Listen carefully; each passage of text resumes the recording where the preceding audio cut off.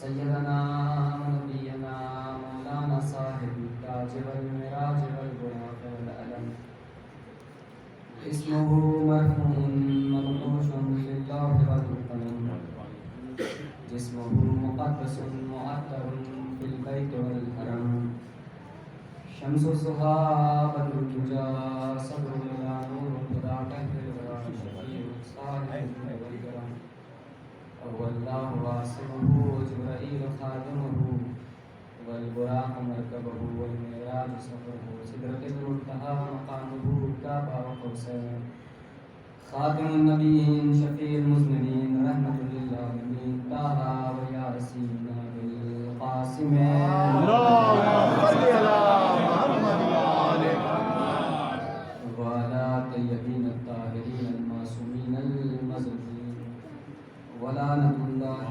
آبائهم أجمعين أما بعد فقد قال الله تعالى وتبارك في كتابه الكريم بسم الله الرحمن الرحيم الحمد لله رب العالمين الرحمن الرحيم صلوات محمد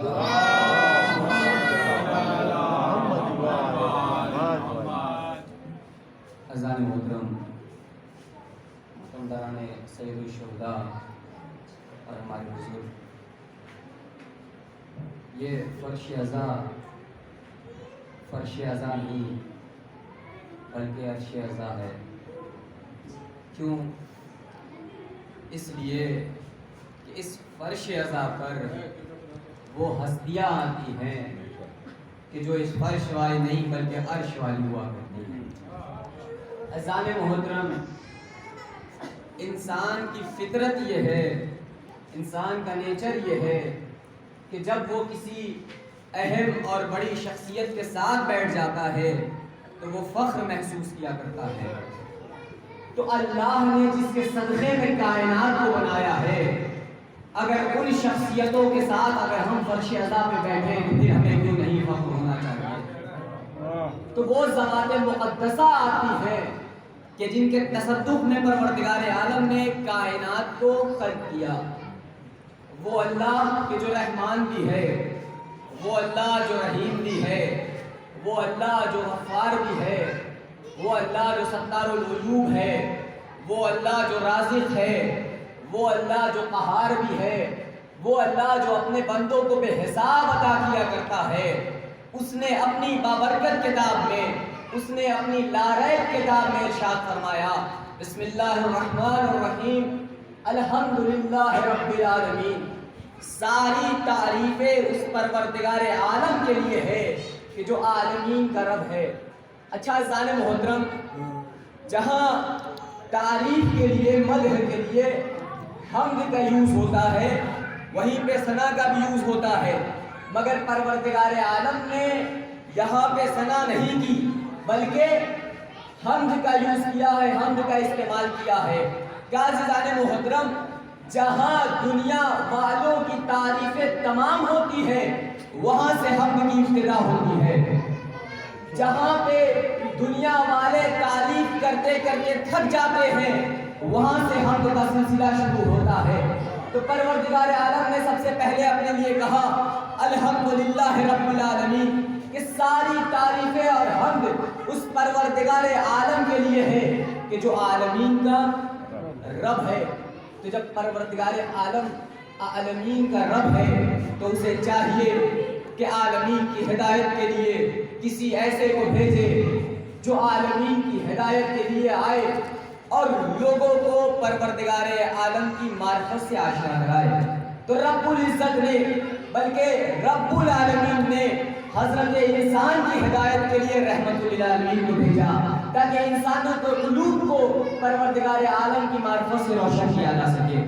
اور رسول اس کائنات میں آئے اور رسول نے آنے کے بعد اس حمد کے مطلب کو بتایا کہ دیکھو جو پروردگار عالم نے کہا الحمدللہ رب العالمین، اس حمد کا مطلب کیا ہے؟ پھر پروردگار عالم کچھ آگے بڑھتا ہے اور ارشاد فرما رہا ہے الرحمن الرحیم، رحمان بھی ہے اور رحیم بھی ہے۔ اے میرے مالک، جب تو نے رحمان کہہ دیا تھا تو پھر رحیم کہنے کی کیا ضرورت ہے؟ عزیزان محترم، جب پروردگار عالم نے رحمان اور رحیم دونوں کا استعمال کیا ہے تو یہ ہم اور آپ تو ہے نہیں کہ کچھ بھی بول لیں اور اس کا کوئی معنی مطلب ہو یا نہیں، فرق نہیں پڑتا۔ جب بلاغت والی کتاب نے، وہ کہ جو خالق زبان ہے، وہ کہ جس نے زبانوں کو خلق کیا ہے، اگر اس نے رحمان اور رحیم کہا ہے تو ضرور اس کا کوئی مقصد ہوگا، ضرور اس کے کچھ معنی ہوں گے جو پروردگار عالم ہمیں بتانا چاہ رہا ہے۔ ایک صلوات پڑھ محمد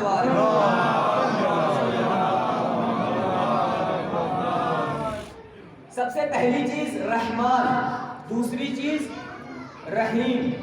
جب مفسرین نے اس رحمان اور رحیم کی تفسیر کی تو انہوں نے بتایا کہ رحمان پروردگار عالم اس دنیا کے لیے ہے، رحیم پروردگار عالم آخرت کے لیے ہے۔ بات واضح اگر نہیں ہوئی تو شاید اسے آسان کر دوں۔ رحمان پروردگار عالم اس معنی میں ہے کہ جس طریقے سے اس نے شداد کو دیا، جس طریقے سے اس نے فرعون کو دیا، جس طریقے سے اس نے دیگر ظالموں کو رزق عطا کیا، اسی طریقے سے پروردگار عالم نے جناب آدم کو بھی دیا، اسی طریقے سے جناب ابراہیم کو بھی دیا، اسی طریقے سے پروردگار عالم نے دیگر انبیاء کو بھی دیا، عطا کیا۔ یہ معنی رحمان ہے کہ پروردگار عالم خواہ اس کا دشمن ہو، اس کا ماننے والا ہو یا نہ ماننے والا ہو، پروردگار عالم اسے عطا کرتا ہے۔ یہ ہے اس کی رحمانیت، یعنی وہ رحیم ہے، وہ رحمان ہے، وہ اپنے ماننے والے کو بھی دیتا ہے، وہ اپنے نہ ماننے والے کو بھی دیتا ہے۔ تو جب پروردگار عالم بنا مانگے اپنے نہ ماننے والے کو عطا کر سکتا ہے تو ہم پروردگار عالم کے ماننے والے ہیں، اگر ہم پروردگار عالم سے طلب کریں گے تو میرا اللہ کیوں نہیں عطا کرے گا؟ ایک اور سوال پر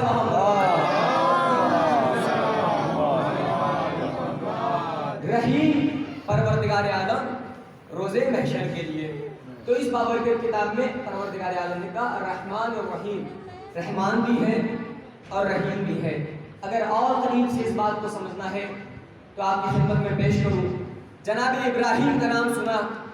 جناب ابراہیم ایسے نہیں تھے کہ جو مہمان دوست تھے، ان کی یہ حسرت ہوا کرتی تھی، تمنا ہوتی تھی، چاہت ہوتی تھی کہ وہ جب بھی کھانا کھائیں کسی مہمان کے ہمراہ کھانا کھائیں۔ ایک روز ایسا ہوا، کچھ دیر انہوں نے انتظار کیا مگر کوئی مہمان نظر نہیں آیا۔ جناب ابراہیم ہیں جو منتظر ہیں تاکہ کوئی مہمان آ جائے، ان کے ہمراہ ہم کھانا کھا لیں گے۔ اچانک سے ایک شخص آیا، جناب ابراہیم نے اسے دعوت دی کہ آؤ تم ہمارے ہمراہ جو ہے آج غذا تناول فرما دو۔ وہ جناب ابراہیم کے ہمراہ ان کے گھر پہ آیا، دسترخوان پہ بیٹھا تو جناب ابراہیم نے اسے کہا کہ تم بسم اللہ کرو۔ اس نے بسم اللہ کرنے سے انکار کر دیا۔ تاریخ یہ کہتی ہے کہ اس نے بسم اللہ کرنے سے انکار کر دیا، کہا کہ میں آپ کے خدا کو نہیں مانتا، میں آپ کے خدا کے نام سے شروع نہیں کروں گا۔ تاریخ کہتی ہے کہ جب اس نے بسم اللہ سے انکار کیا تو وہ ابراہیم کے جو مہمان دوست تھے انہوں نے کہا کہ تم میرے اللہ کے نام سے شروع نہیں کر سکتے، لہٰذا تم میرے ساتھ کھانا نہیں کھا سکتے۔ جناب ابراہیم نے اسے اٹھا دیا، واقعہ تمام ہو گیا۔ معلوم یہ ہوا کہ جناب ابراہیم جو ہے رحمت للمسلمین تھے، وہ اسے دوست رکھتے تھے، وہ اسے اپنے ساتھ کھانا کھلایا کرتے تھے کہ جو پروردگار عالم کے نام سے شروع کرے، جو پروردگار عالم کے نام سے کھائے، وہ اسے اپنے ہمراہ بٹھایا کرتے تھے۔ مگر تاریخ نے ایک دوسرا رخ بھی ہمیں دکھایا کہ اہل بیت کہ یہاں پہ جب امام حسنین و کریمین علیل ہوئے ہیں تو رسول اسلام آئے، جناب شہزادی نے فرمایا کہ حسنین جو ہے علیل ہیں۔ رسول نے کیا کہا؟ شہزادی منت مان لیجئے۔ اچھا، ہم اہل بیت کو آئیڈیل مانتے ہیں، نمونہ عمل مانتے ہیں، تو ہر وہ چیز جس کی ہمیں ضرورت ہے ہمیں چاہیے کہ اہل بیت کی حاصل ہو۔ میں کسی چیز کو منع تو نہیں کروں گا مگر ایک بات کی طرف ضرور اشارہ کروں گا ذہن میں۔ ہم اہل بیت کو جب آئیڈیل مانتے ہیں تو ہمیں چاہیے کہ جو بھی کچھ اسلام کے لیے، پروردگار عالم کی خوشنودی کے لیے کرنا ہے، وہ ہم اہل بیت سے سیکھیں، کیونکہ وہی ہادی برحق ہے، وہی سکھانے والے ہیں، وہی بتانے والے ہیں۔ تو ہمیں چاہیے کہ ہم اہل بیت سے سیکھیں۔ تو جب حسنین علیل ہوئے تو رسول نے کیا کہا کہ شہزادی منت مان لیجئے۔ ہم اور آپ بھی منت مانتے ہیں، ہمارے گھروں پہ بھی منت مانی جاتی ہے، مگر ہمیں منت کیسے مانگنی چاہیے یہ ہم اہل بیت سے سیکھ لیں۔ تو جب شہزادی سے یہ کہا گیا کہ شہزادی منت مان لیجئے، تو شہزادی نے کون سی منت مانی؟ کہا 3 روز کا روزہ رکھیں گے۔ شہزادی بتانا کیا چاہ رہی ہے؟ اگر تمہیں بھی کسی چیز کی ضرورت ہو تو عبادتوں کے لیے منت مانگو، روزہ رکھنے کے لیے منت مانگو، پروردگار عالم جلد از جلد سے قبول کر لے گا۔ ایک سوال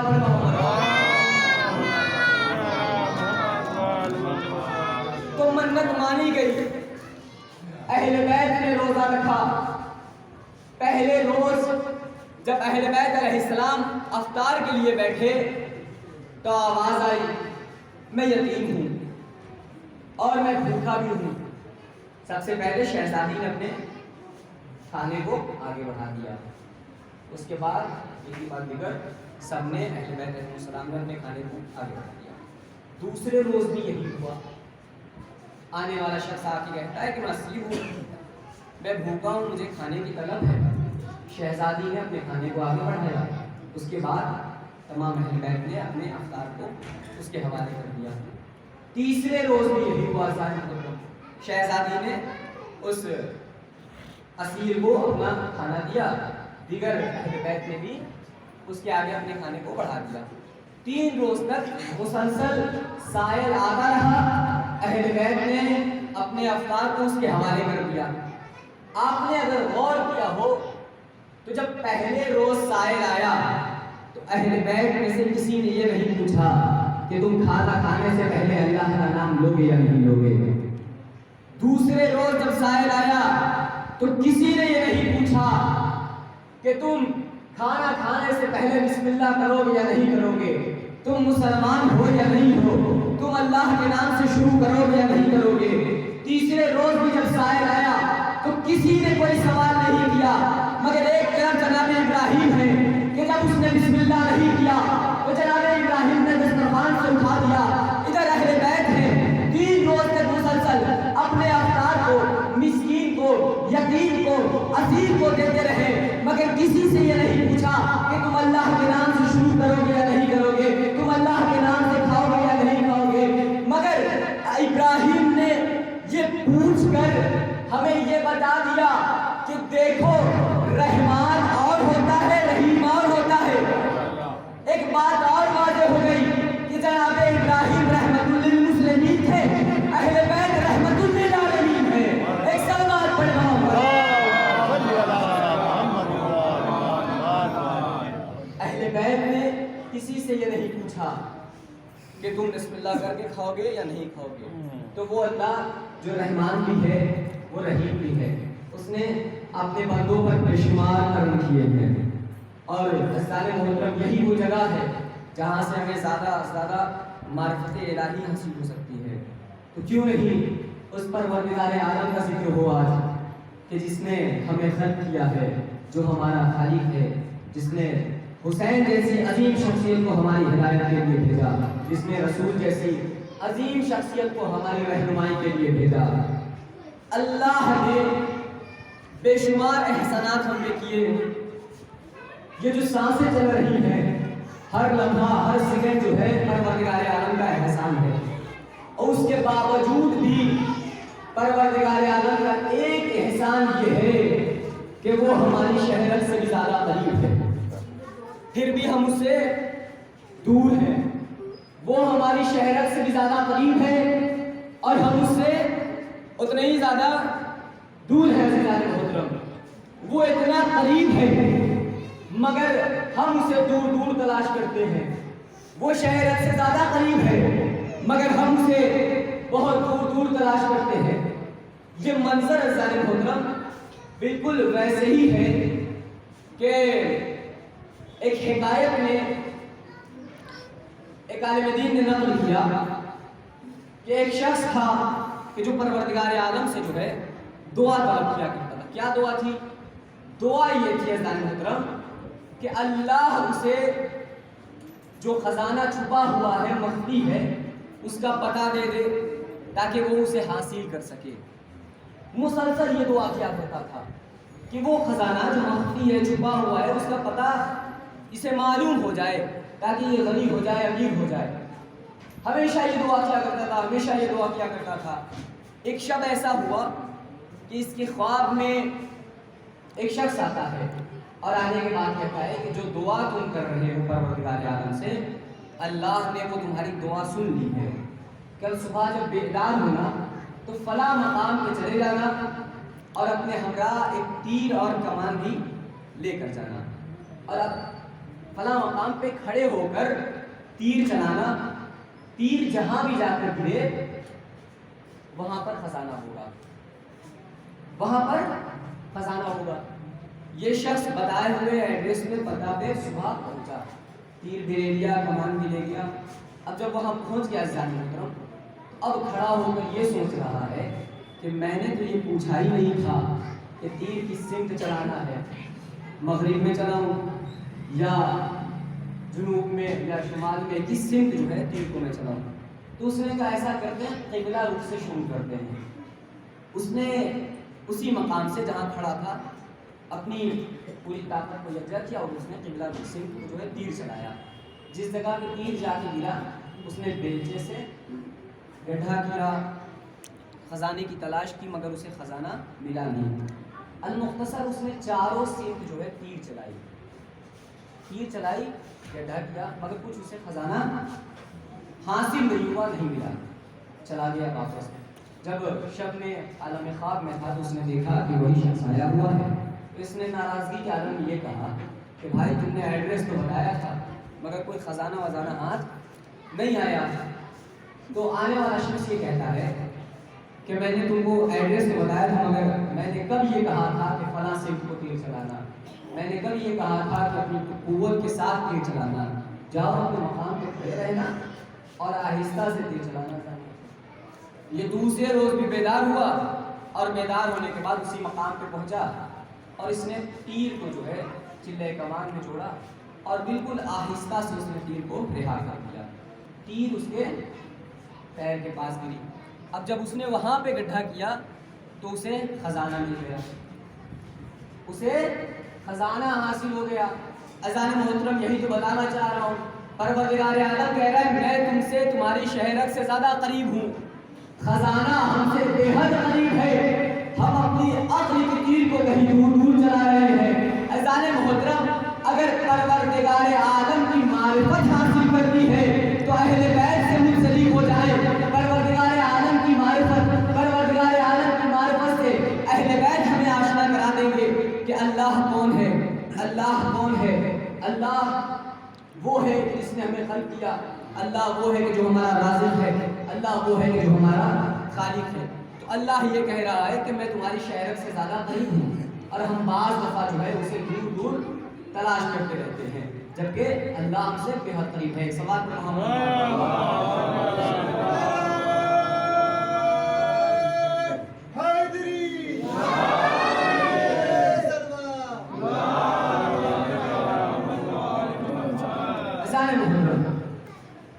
تو اللہ رحمان بھی ہے اور رحیم بھی ہے اور اس نے اپنے تمام صفات کے مظہر کو اہل بیت علیہ السلام کو بنا کے بھیجا ہے تاکہ انسانوں کو اگر دیکھنا ہے کہ پروردگار عالم کتنا رحیم ہے، کتنا کریم ہے، تو اہل بیت کو دیکھتے جائیں. آپ نے واقعہ سنا ہوا ہے عزیزان محترم، ایک شخص کو لوگ مسجد میں پکڑ کر لائے علی علیہ السلام کی خدمت میں اور کہنے لگے کہ یا علی اس نے چوری کی ہے. مولا نے اسے قریب بلایا، قریب بلانے کے بعد کہا کہ کیا تم نے چوری کی ہے؟ تو آنے والا شخص یہ کہتا ہے کہ جی میں نے چوری کی ہے. اس نے اپنی چوری کا اقرار کیا، قبول کیا. تو مولا نے اسے 3 مرتبہ اقرار کیا. اس کے بعد جب اس نے 3 مرتبہ اقرار کر دیا تو مولا نے وہ حد شرعی جو ہوتی ہے، وہ سزا جو اسلام نے معین کی ہے، اسے جاری کرتے ہوئے مولا نے اس کی انگلیوں کو کاٹ دیا، جدا کر دیا. اس نے انگلیوں کو لیا، اپنے دوسرے ہاتھ پہ رکھا اور باہر نکل گیا. باہر نکلا تو منظر عجیب ہے. علی نے سزا دی ہے، علی نے انگلیوں کو جدا کیا ہے، مگر وہ جب باہر نکلا ہے ظالم محترم تو علی کے قصیدے پڑھ رہا ہے، علی کی حمد کر رہا ہے، علی کی ثنا کر رہا ہے، تو لوگ جو ہے بھاگے بھاگے مولا کائنات کی خدمت میں آئے، یا علی آپ نے جس کو سزا دی ہے وہ آپ کے قصیدے پڑھ رہا ہے، وہ آپ کی حمد کر رہا ہے، وہ آپ کی تعریف کر رہا ہے۔ مولا نے کہا اسے بلا کر لے آؤ۔ جب لوگ اسے بلا کر لائے تو مولا نے پوچھا کہ میں نے تجھے سزا دی ہے تو تو میری حمد کیوں کر رہا ہے، تو میری تعریف کیوں کر رہا ہے؟ اس نے مسکرا کر جواب دیا کہ جب ید اللہ نے سزا دے دی ہے تو مجھے یقین ہے کہ روز محشر پروردگار عالم مجھے سزا نہیں دے گا۔ بات تمام نہیں ہوئی بلکہ مولا کائنات نے اس کی انگلیوں کو لیا اور انگلیوں کو پھر سے وصل کر دیا، جوڑ دیا۔ اب مولا متعال کی خدمت میں ایک سوال ہے، یا علی جب انگلیوں کو جوڑنا ہی تھا تو پھر انگلیوں کو کاٹا کیوں؟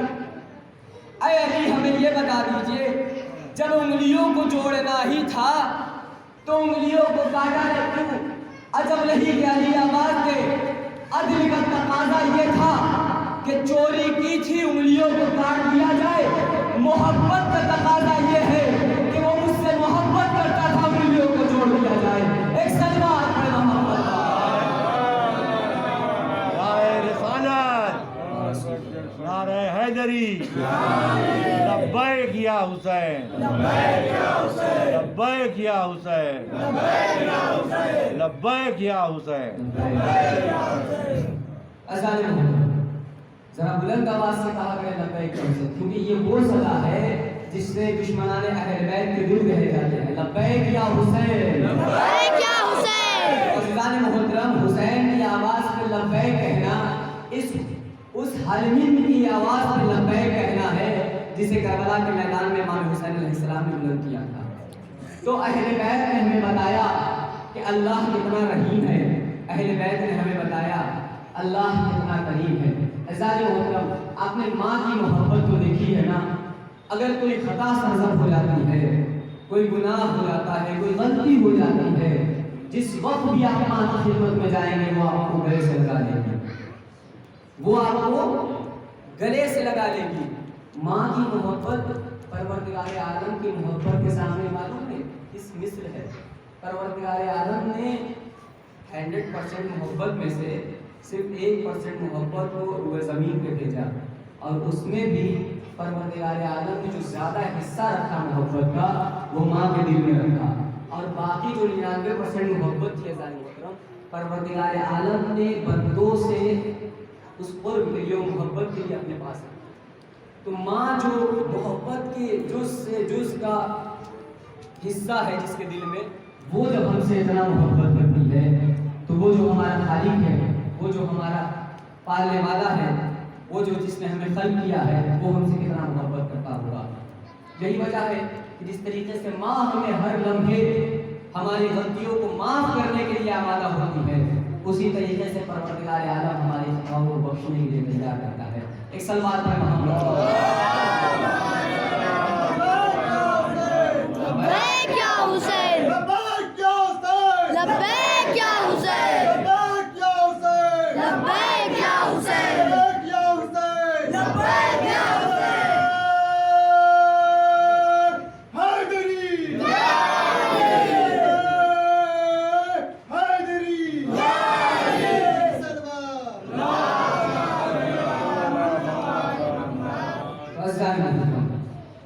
اللہ کی رحمانیت شاید اس آخری بات سے آپ کے سامنے پیش کروں۔ آپ نے ابھی دیکھا چچا سوچ پڑھنے کے لیے بیٹھے تھے، پھر ثواب کا موقع کسی اور کو ملا، چچا وہاں سے ہٹ گئے، کہنے لگے مجھے ثواب مل گیا۔ آپ نے غور نہیں کیا ظاہر محترم، نیکی پروردگار عالم کتنا رحیم ہے۔ لیکن چچا نے اس یقین کے ساتھ کہا مجھے ثواب مل گیا، یقیناً مجھے ثواب مل گیا۔ کیوں؟ کیونکہ اللہ نے تو فرشتے جو ہمارے کانوں پہ بٹھا رکھے ہیں، ایک کا کام یہ ہے کہ وہ ثواب لکھتا ہے، ایک کا کام یہ ہے جو آپ کے اور ہمارے گناہوں کو لکھتا ہے۔ مگر دونوں میں فرق ہے، جو ثواب لکھنے والا ہے آپ نے ارادہ کیا وہ فوراً ثواب لکھ دے گا، مگر جو عذاب لکھنے والا ہے، جب انسان سے گناہ سرزد ہوتا ہے، رحمانیت دیکھیں کیا ہے، جب گناہ سرزد ہوتا ہے تو فرشتہ پوچھتا ہے میرے مالک کیا گناہ کو لکھ دوں؟ آواز قدرت آتی ہے میرا بندہ ہے توبہ کر لے گا ٹھہر جاؤ، میرا بندہ ہے استغفار کر لے گا ٹھہر جاؤ۔ 1 روز نہیں، 2 روز نہیں، 3 روز نہیں، 7 روز گزر جاتے ہیں، اللہ فرشتے سے یہی کہتا رہتا ہے رک جاؤ توبہ کر لے گا، رک جاؤ توبہ کر لے گا۔ کون ہے میرا غریب جو ہمیں اتنی مہلت دے؟ صرف پروردگار عالم ہے، اس کی رحمانیت کا فیض ہے عزیزان محترم کہ ثواب کو سب سے پہلے لکھتا ہے، عذاب کرنے کے بعد، گناہ کرنے کے بعد ہمیں موقع دیتا ہے کہ اب تو توبہ کر لے، اب تو توبہ کر لے۔ بس پروردگار عالم سے پھر سے یہ دعا ہے کہ وہ ہمیں جو ہم سے گناہ سرزد ہوئے ہیں اس کی توبہ کی توفیق عنایت فرمائے۔ ایک سوال پر محمد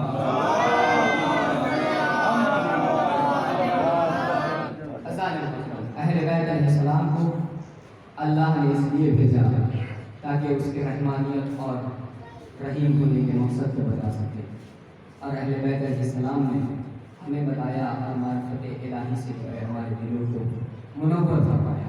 امام حسین علیہ السلام کربلا اسی مقصد سے باہر کرنا کہ معرفت الہی سے لوگوں کو آشنا کیا جائے، بتایا جائے کہ وہ دین جو اللہ کے نزدیک سب سے پیارا دین ہے، وہ دین جو اللہ کا محبوب ترین دین ہے، اس کی شکل کو بگاڑا جا رہا ہے، حلال محمدی کو حرام اور حرام محمدی کو حلال کیا جا رہا ہے۔ حسین اس کو بتانے کے لیے، حسین حقیقت اسلام کو سمجھانے کے لیے، حسین خدا شناسی کے لیے، حسین خدا کو سنانے کے لیے میدان کربلا میں ہے۔ 3 محرم ہے میدان کربلا میں امام حسین علیہ السلام نصب ہو چکے ہیں، مگر ایک بیوی جنہیں زینب کہتے ہیں جب سے اس سرزمین پہ آئی ہے ایک بے چینی جاری ہے، عجب منظر ہے، شہزادی سکون سے نہیں ہے، کبھی اس خیمے میں کبھی اس خیمے میں۔ ایک مرتبہ شہزادی نے فضہ سے کہا فضہ میرے ماں جائے میرے آقا میرے بھائی میرے حسین کو میرے قریب بلا دیجیے۔ جناب فضہ جاتی ہیں، مولا حسین شہزادی زینب نے آپ کو بلایا ہے۔ امام حسین علیہ السلام جناب زینب کی خدمت میں تھے، بھیا 2 عجیب و غریب حالات پیش آئے۔ اب بیٹی بہن زینب وہ کون سے منظر ہے، وہ کیا بات ہے جس کی وجہ سے جو ہے آپ پریشان ہیں؟ زینب کہتی ہیں زینب محترم کہ جب 2 محرم کو میں اس زمین پہ آئی ہوں اور میں نے پہلا قدم اس روئے زمین پہ رکھا، اے میرے بھائی ایک ہوا چلی جس کی وجہ سے میرے شانے سے رضا ہلکی سے ہٹ گئی۔ میں کہوں گا شہزادی ابھی تو 2 محرم ہے نا، بعد شہادت حسین آپ کے سر سے رضا چھین جائے گی، مگر جب شہزادی نے یہ حسین سے کہا ہوگا تو نہیں معلوم حسین نے کس طریقے سے جواب دیا۔ امام کہتے ہیں میری بہن وہ دوسری بات کون سی ہے جس کی وجہ سے آپ پریشان ہیں، آپ مضطرب ہیں، آپ بے چین ہیں؟ شہزادی کہتی ہیں